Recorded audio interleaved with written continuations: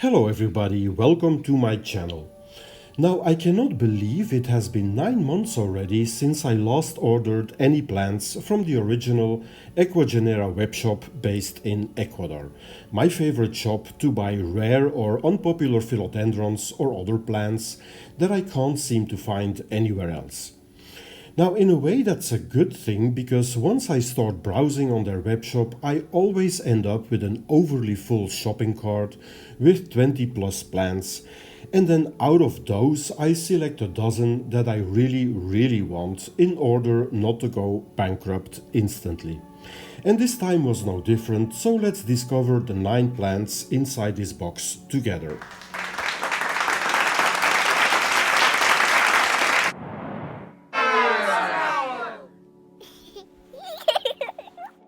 The first plant is a Philodendron Felix. It's the medium-sized version that Ecuagenera has on offer of this species, and I paid $45 for it. Now, at first sight, it seems to have survived the shipping from Ecuador to Brussels quite well. I think I'm counting 4 relatively big leaves and a nice, healthy growing point. So I would say so far, so good. The Philodendron Felix is, I think, a hybrid, and it's definitely a climber, with dark, glossy and somewhat wrinkled leaves. It's supposed to be a fast grower and easy care. We'll have to see about that, although most philodendrons are quite frankly not too difficult to take care of. I have to say that this philodendron has been in and out my Ecuagenera shopping cart for years. Mainly because I think at the time it was way more expensive than it is now. So this time I finally kept it in my final selection, and now that I see the plant for real, I'm quite happy I got it eventually.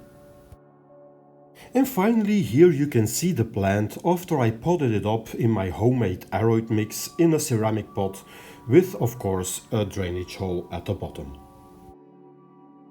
Next up is a Monstera aureopinnata snake that cost me $30. Now, aureopinnata in Latin means gold colored and winged. Now, I'm not sure about the winged part, but in the sunlight I do see a somewhat golden color shimmering on top of the green leaves of this plant. And talking about the leaves, they are not fenestrated yet, because this is clearly still a very young plant. But I've been told that this Monstera, like most other Monstera species, will eventually start fenestrating, but it takes a very long time.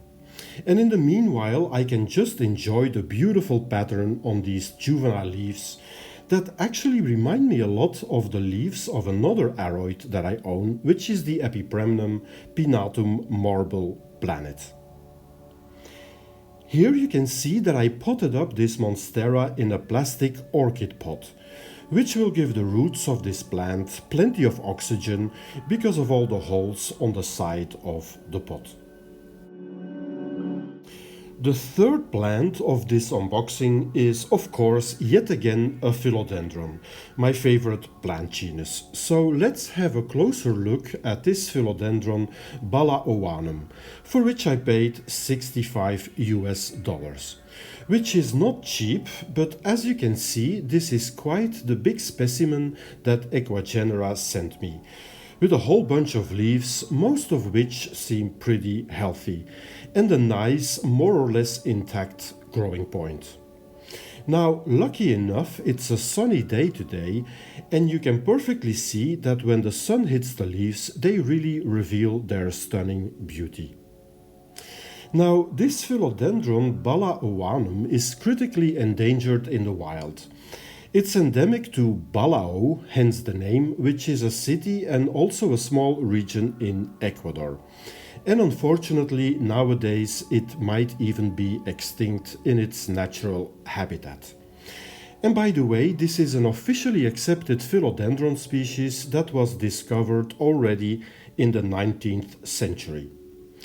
And here you can see that I put this plant in a somewhat bigger pot that fits the impressive size of this beautiful Philodendron Balaanum.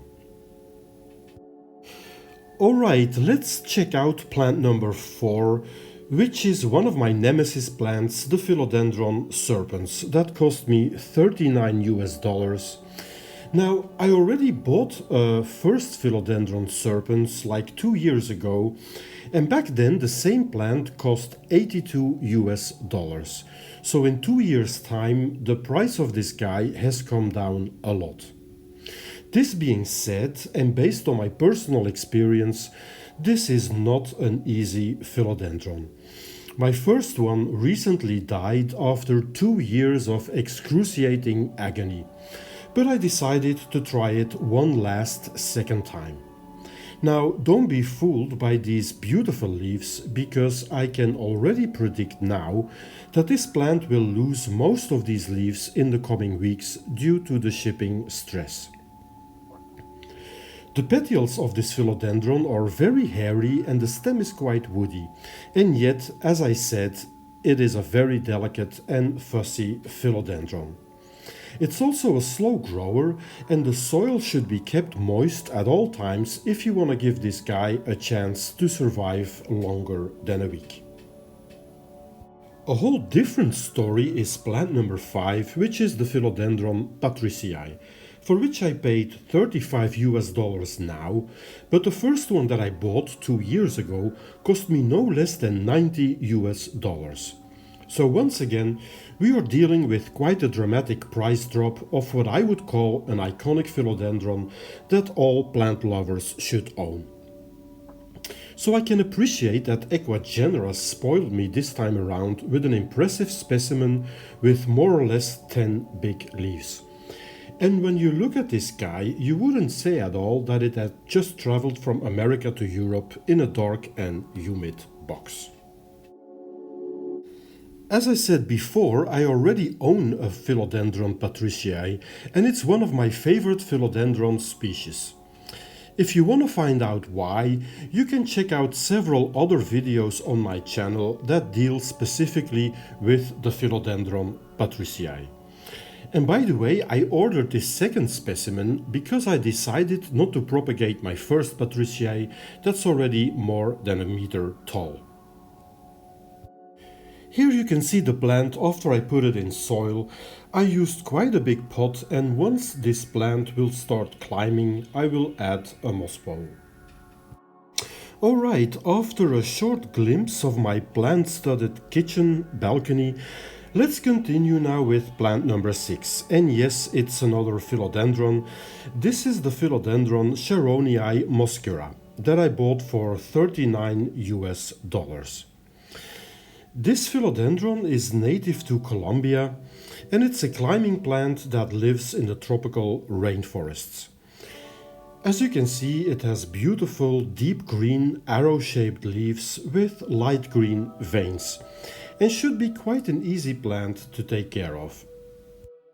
Now, I do notice these small round spots on the leaves, and I can only hope that these spots are natural and not a sign of some disease or fungus. Apart from one leaf that fell off during the shipping, this guy looks quite healthy. He has 4 leaves left and a healthy growing point, so I don't expect any trouble with this plant in the coming weeks. You might have noticed by now that Ecuagenera ships its plants bare-rooted or just with a little bit of sphagnum moss around the roots, which means that you will have to put the plant yourself in the substrate of your choosing, which for me is in general a chunky aroid mix. So here we have the Philodendron Sharoniae mosquera in its new home. Let's hope that it will hold on to those 4 remaining leaves in the next couple of days. You can probably tell from the different packaging that plant number 7, for once, is not a philodendron. Plant number 7 is a Columnea crassifolia. In other words, it's a goldfish plant. And these are quite cheap on the Ecuagenera website. This guy, for instance, cost me just $15. Now, this plant here didn't lose any leaves during the shipping, luckily, but quite often goldfish plants will lose a lot or sometimes even all of their leaves during the shipping. But no panic, because in my experience these plants bounce back like there is no tomorrow, and in no time they will start producing new leaves pretty quickly.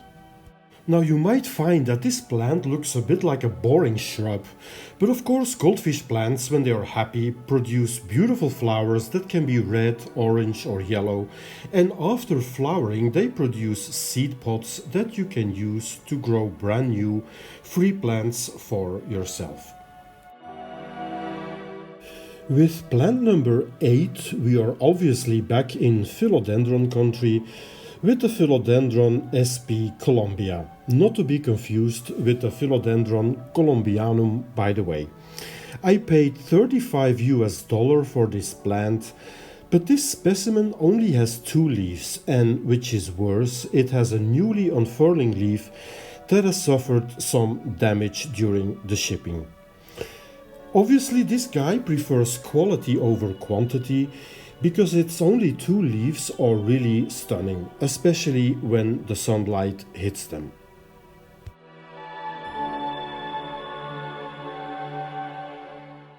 The SP abbreviation in the name of this plant means that it's an undescribed species so far.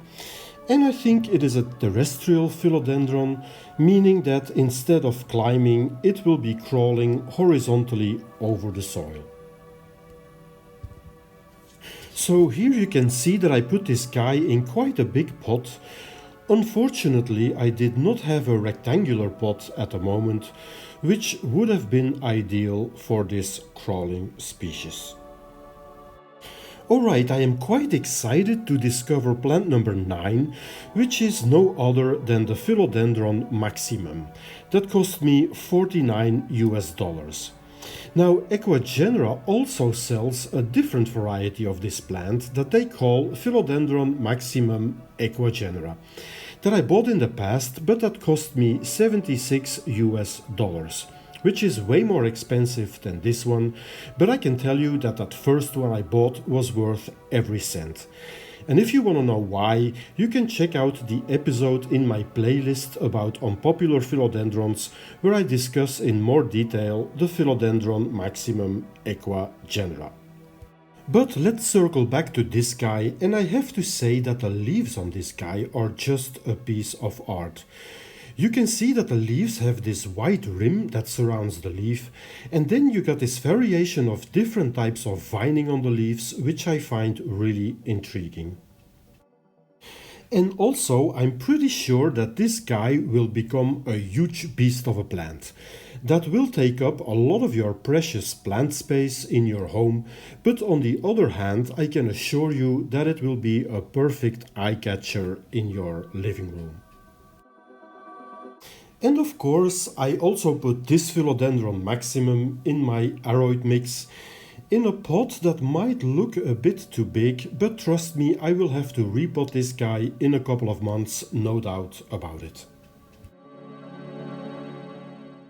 Now, this concludes this unboxing, but let me tell you one more thing. A lot of people will tell you that you should definitely not put your shipped plants in soil immediately because they are stressed. Now, those who follow me on my channel know that I absolutely disagree with this. I pot up my shipped aroids the same day that they arrived. I put them in soil. I have done this hundreds of times, and in 99% of the cases my plants survived this perfectly without any problems. So in a couple of months I will make an update video of these 9 plants to show you whether they survived this instant repotting after being shipped. Now all that's left for me to do is to find the right spot for each of these plants, taking into account obviously their light requirements. Which means that a goldfish plant will probably end up on a sunny windowsill, whereas all the aroids will need a spot where they get bright indirect light or partial shade. Okay, this concludes today's video. I hope you enjoyed it. If you did, please consider liking it and or subscribing to my channel, which is basically but not exclusively about philodendrons. For now, I wish you a very nice day and I hope to see you soon back on my channel. Goodbye.